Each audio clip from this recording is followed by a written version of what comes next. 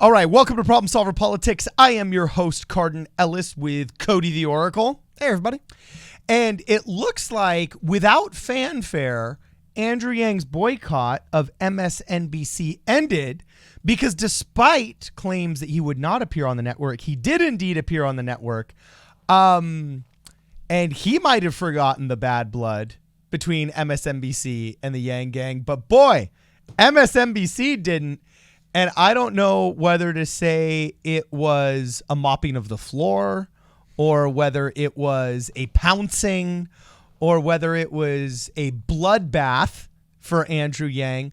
But it's a bit hyperbolic, I would say. Okay. A little bit hyperbolic. I would say it was hostile, but hostile. Okay. Hostile. A hostile interview on behalf of one Chris Hayes. Cody, will you please give us the details of this hostile bloodbath? Yeah. Well, before we get into the guillotined him. Like, no, it wasn't that bad. Okay. But so the news here is that Yang, this was, I believe, written. So Yang did appear at MSNBC last night with Chris Hayes, ending his boycott of the network. For those of you who don't remember, Andrew Yang, I believe, after not the December debate but the November debate, imposed a boycott or a self-imposed boycott of the network for lack of speaking time on air, as well as a laundry list of some literal slights against Andrew Yang and his campaign.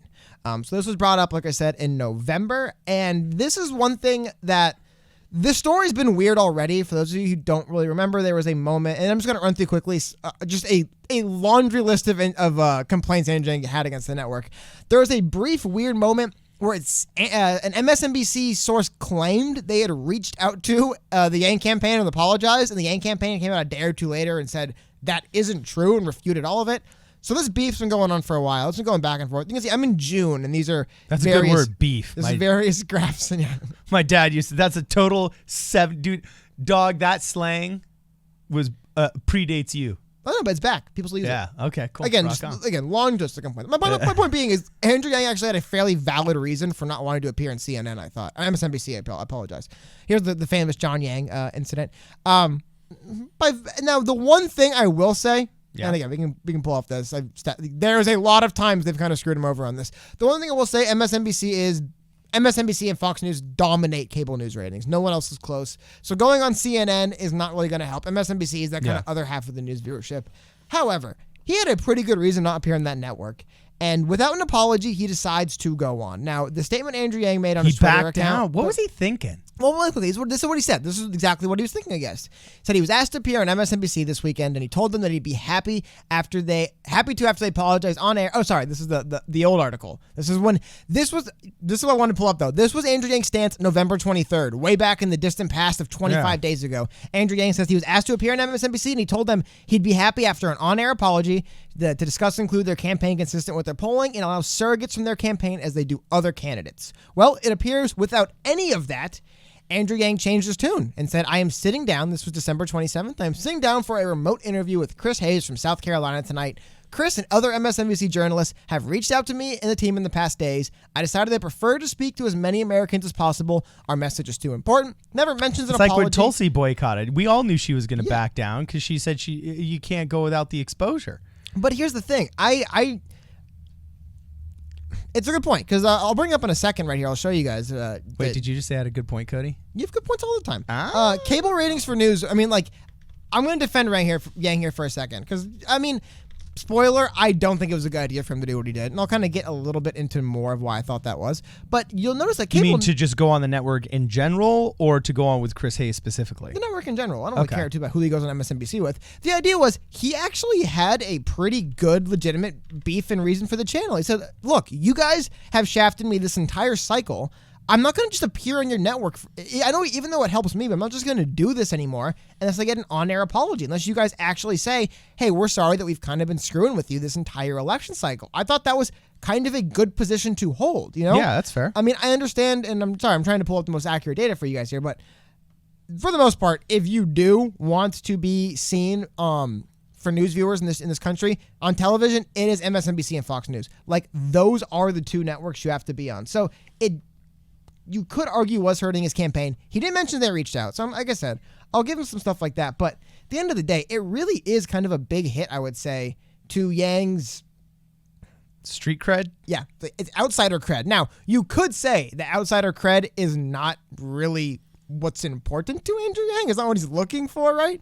He wants to be seen as more of a viable candidate. I understand that, but at the same time, I didn't love the idea to go on. Now, we're going to get into in a second what actually happened when he did go on air. But before we get into that, Carton, just really quickly, what did you? Because I have a feeling you cared less that he went on. It seems like whatever. You kind of have to get exposure. Look, yeah, I'll just tell you this right now. This was painfully obvious to me in the debate. That by him going back on, you have to remember, vulnerability breeds aggression. Okay? Memorize this phrase. Vulnerability breeds aggression. By him going back on MSNBC without standing firm and getting that on-air apology, okay, he has basically openly admitted through his actions, you know what, MSNBC? I need you more than you need me. And he ends up being like George Bailey going back to Potter in It's a Wonderful Life. You know what I'm saying? Potter didn't feel bad for him when he was at his most vulnerable and say, sure, I'll help you out, even though we've been frenemies for 20 years. You know what I'm saying? He starts calling the cops on him, throwing the books at him, the whole 9 yards. So Andrew Yang put himself in a willingly vulnerable position of negotiation. And when there's blood in the water, the sharks don't feel bad for you and give you a head start swimming. When there's blood in the water, they think, sweet, a free meal. Yeah, well, also, I'm sorry. And that's all these media executives are. They're a bunch of ideological sharks. Well, hold on. Before we get into what actually happened on the interview, I was just saying the decision to go on. Because, again, I pulled this up right here. This is a Deadline looking back in 2019. Fox News, MSNBC, and ESPN are the three most cable-notch networks. So, I mean, It isn't like MSNBC. It's not like he's boycotting, no offense, like OAN or something. Some smaller network doesn't reach as many people. Don't be dogging my OAN, man. Saying, well, also it's a conservative outlet, but still, a smaller outlet. The idea is this is one of the largest news outlets in the United States of America as far as cable news. So I understood him for that. But like I said, there's a little bit of just kind of like the I think if it was CNN, he maybe would have held firm because CNN isn't as watched. But MSNBC, a lot of people watch MSNBC. But you were getting into it already, so I'm going to play just a little bit of this. I don't want to play too much. You guys can watch the whole interview. The bigger thing I want to play is just this first question that Chris Hayes asked Andrew Yang. And the reason I want to play it is it kind of sets the tone for the interview. And this is like a mafia guy that's showing to collect from the storekeeper. And he's like, yes, you decided you're going to come back on us, huh? But, once again, but before we build this up to Andrew Yang being launched into space, maybe run the clip so the hyperbole doesn't run out of control again. But this is kind of the general tone of the interview we saw for the most part. About healthcare. This has been obviously the subject of a lot of debate. You've talked about it in the debates. You've talked about it on the campaign trail. But I'm slightly confused about your position. The first ad that your campaign ran was with your wife and talking about your son. And she says that you would fight for Medicare for all. It's been sort of a part of the platform along with the freedom dividend, which we'll talk about. You recently put out a healthcare, some language on your website where you say you support the spirit of Medicare for all, which leaves me slightly confused about what actually programmatically you would want to see happen. Well, what Medicare for all means to many Americans is universal health care. That's high. Okay, and then I got all of the thing played. I know you guys want to hear Andrew's answer. All of the things so you can watch the full interview. It's like 7 minutes long, so I don't want to play the whole thing. But that style of... So, basically, I kind of wrote down some notes of what he was asked. Question number one, as you saw right there. So they even screen grabbed. I'll get that image for you guys. They screen grabbed the part of the commercial where it says Medicare for all, and then they go and they screen grab the part of his website where it's the spirit of Medicare for all. And again, these are the same kind of progressive questions that have been launched against Andrew Yang since he came out with his Medicare for all stance, his plan about a week or two ago, which I understand because it is true that he said Medicare for all. And then, but my point being is MSNBC didn't come on and say, look, Andrew, and if our differences, we want to apologize. It was almost like we got so many slams to get through. Number one, so you're not actually for Medicare for all, right? Here's some graphics to prove it. They run through. And it was basically 7 minutes of Andrew Yang on the back foot defending himself and justifying himself. I mean, at one point, Chris Hayes goes to him and starts talking about how, the robots aren't really taking our jobs, right? Like it's a fallacy almost. It's kind of not literally word for word, but he implies that he's like, Paul Krugman wrote an article saying that your idea, this is all like crap. And it's just like, it looked like they said, basically, it looked like Andrew Yang was foolish enough to think he was walking into an honest interview and he wasn't walking into, we remember. It made him look naive. A little bit, because made him look You naive, could tell that the very naive. MSNBC remembered that he basically said, I will not appear on this network until they give me a public apology because they're doing a bad job reporting on me.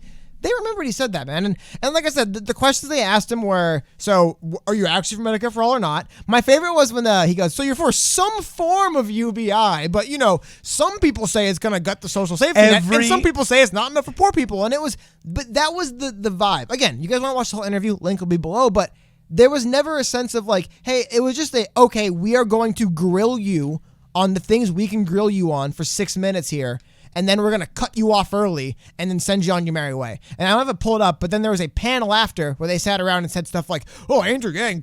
Well, one person suggests that Andrew Yang was stacking phony black supporters behind him because he was in South Carolina at the time. I mean, it was definitely not a... Dude, if you show up in South Carolina to a Democratic rally, I can't remember the stats that I was looking at, but it's one of the highest percentage African-American voters of the entire Democrat electorate of like any state in the union. I mean, you can't go anywhere as a Democrat and not have in most of these districts a predominantly African. I mean, they're the minority of the country, but in this enclave, they're the bosses, the predominant, group that you got to cater to. If you can't hit it. So of course there's going to be a ton of African Americans behind him if he's in a rally in South Carolina. It's just like, apparently if he's in a rally in New Hampshire, what do we look up? There's like a 98.3% chance that they're all going to be white. So I mean, he's not a Pete Buttigieg when it comes to his supporters. That's something that is unquestionably unimpeachable about Andrew Yang. Okay. But the naivety of going on there, I mean, you got to remember these media outlets are mafiosos. Okay. They literally control the message. They're mafiosos that control the message. And if they like you, they promote you. Hey, yeah, you got to meet my brother Tony. You know what I'm saying? And he's going to get the business. And as long as you work with Tony, because everybody likes the mafioso and they like the mafioso's brother, you're okay. A lot like, it's a nice campaign you got there. Yeah, exactly. It'd be a shame to see them happen to us. It'd be a shame if we exposed that UBI of yours is a fraud. Just like. But it really is. I mean, like I said, I before you get too crazy on this again, I do not think that this is really realistically, because there's no getting around the fact that MSNBC is like basically. Fox News and MSNBC make up cable news, and then there's CNN as well. But like that is how it works. That's the structure. It is a lot of people. But yeah, I almost a little bit of it's because like I said, obviously we are both no fans of mainstream media networks, cable news networks, obviously. But at the same time, it's like I did kind of like Andrew Yang holding firm there and saying like, look, you guys are playing games with my campaign. I'm not going to play games with my campaign this way. You guys are basically covering me like I'm a joke and then expecting me to come on your network. I'm done doing this. Do you remember what I said? And then to see him come back and then they treat him like a joke again was the kind of thing where it's like, I hope that this is like the last time he does this, because the one thing I'll say, one last thing I'll say about this, the one thing about his performance I didn't like, because I understand the reasoning. You know what? Sometimes, what was it? Didn't Frank Sinatra have to work with the mafia? Sometimes you have to work with the mafia to get things done, right? But at the same time there was this sense that I would have liked to see him during that interview kind of change his tone a bit more along the sense of, okay, this is just a 7-minute hit job. This is not me getting a fair chance. This is me on the back foot defending what I stand for 7 minutes. I would have liked to see him kind of change his tone a little bit more to like, okay, look. But I think it's just part of Andrew Yang's disposition where he wouldn't. He stayed positive and tried to push through it the whole way, just honestly defending his positions. But, I mean, watch the whole interview, but that first framing of, so in one ad you say Medicare for All, but another you say Spirit for Medicare for All, defend yourself, is one hell of a way to get welcomed back onto a network that you boycotted for 6 months, for 2 months, not even 2 months, right? Bottom line is they remembered that he did that, and I think he kind of thought he could walk back in and squash the beef. Didn't look like MSNBC had any interest in that. Look, MSNBC wanted to bring him on and basically run him through the coals.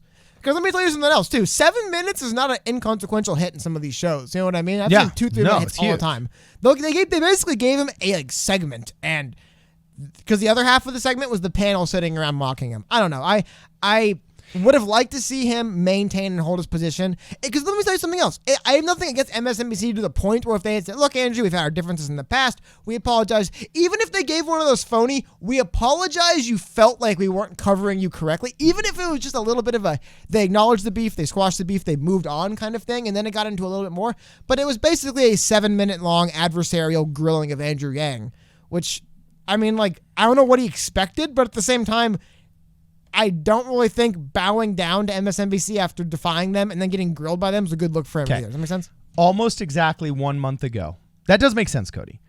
I would just like to interject that on November 26th and slightly before it, we made 2 videos on MSNBC's war with Andrew Yang. And on the thumbnail of one, I'm looking at it right here, Andrew Yang's pointing, and I'd put in the graphic that we made, "We don't need you." Also, I would like to point out that in the end, this is another reason why we've got to get, excuse me, that we have got to get the transcriptions of things we've said in the in the past, because I would love to figure out what soundbite this was here. But towards the end of the interview, when I was talking about you, when I was talking with you, I said, this war with MSNBC and the mainstream media is the single thing that has made me most interested in Andrew Yang besides UBI, and is the number one thing that I like about Donald Trump, is that he's that first check and balance against the media itself. Okay. And you and I had about a 5-minute interaction there, speaking about how I thought that the media is just out of control. It's the only fourth branch of government that has no check and balance on it. And this is the first time in my adult life where the election of Donald Trump was the first time where the mainstream broadcast media, approved by the FCC, did not control the conversation. It's about control, right? So Andrew Yang got a lot more interesting in my eyes, because when he boycotted MSNBC and he stood strong for that month, he was interesting.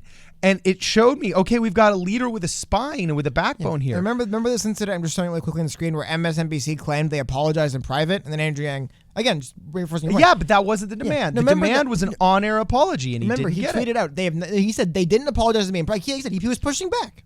Yeah, he was, but then now he's capitulated. Mm-hmm. He's absolutely capitulated, and now he's the guy that capitulates and bows to the media. But again, this doesn't happen in a vacuum, and like I said, if Andrew Yang basically says, look, I tried to, because if Andrew Yang plays it as, again, I do not think in the grand scheme of things, this is going to be like the end of the campaign, but, or even, it's not going to. Can I tell you why I think it's influential, though? But just one thing, the only thing I want to say really quickly is that the thing that I think about doing this is, it's not in a vacuum. Andrew Yang, I think, might come out and say, look, I tried to be nice and I tried to go on and move past it.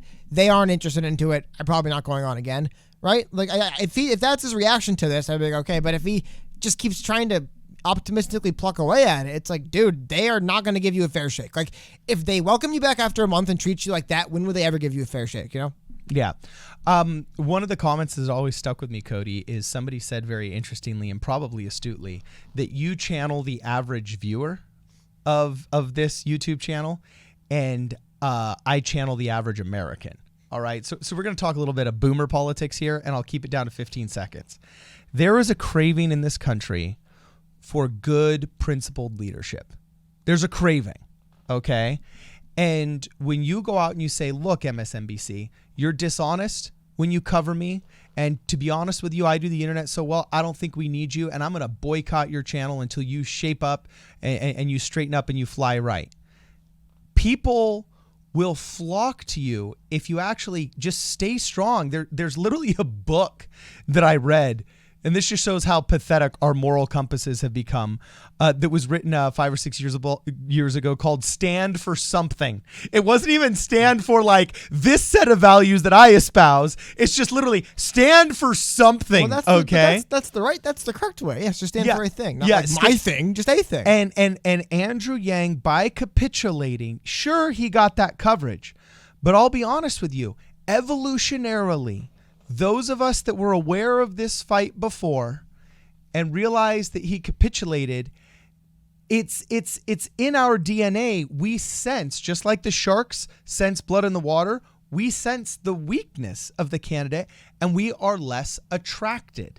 Now, the only way I see it as helping him is there's so many muggles out there that don't even know the first thing about politics, and they don't even realize that there was a boycott with MSNBC, that I'm sure he did the political calculation and thought, I'm going to gain more new followers instead of disappointing old followers, that it will be worth it. I'm sure him and Zach did some kind of calculation there, and that's why he appeared. It did feel like he was, because like Bobby said, it was a 7... I wish we talked more about this. We're getting to the end. It was a 7-minute attack on Andrew Yang is one way of framing it. I mean, it was not pleasant. But I will say one thing. And I kind of wish we talked about this a little bit more, but we were kind of talking more about the spirit of what happened.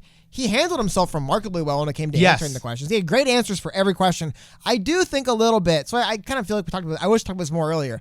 I do feel like in hindsight, they must have prepped him a little bit for this and said, look, there's a chance they're just going to come at you for 10 minutes. Like, there is a chance that we're not going to get a fair shake at this, because while it looked like he hoped he was walking into something a little friendlier, he had answers prepared for every single one of those questions, and he really did well answering every single one. The only one they were kind of boilerplate, though, weren't they? Well, I guess you're right. It was literally every line of attack against Andrew Yang. Yeah. It was almost kind of like a greatest hits of Andrew Yang attacks compiled by Chris Hayes. like I said, so you're gonna gut the social safety net, right? How could someone live on $1,000 a month? Anyway, robots aren't really taking our jobs, right? And your followers are all Republicans. How are they gonna vote for you? Like, that was essentially the line of questioning Andrew Yang got.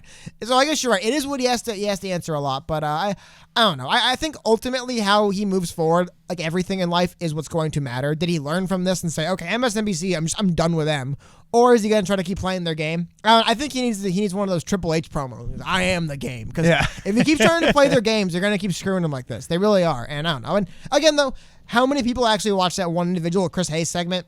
How many people? Like, I don't think it's the kind of thing that like derails the campaign. It's not a boon. It's not a win. It's not like the campaign doesn't pivot based on today. It's just, as some people who follow Andrew Yang's campaign on a day-to-day basis, I didn't like seeing it. I would have liked, like I said, hopefully it's a teaching moment. So when he is in the White House and a world leader and him are in a stalemate, he knows I can't bow. I really do have to play this strong. Even though I hope in business he would have learned that.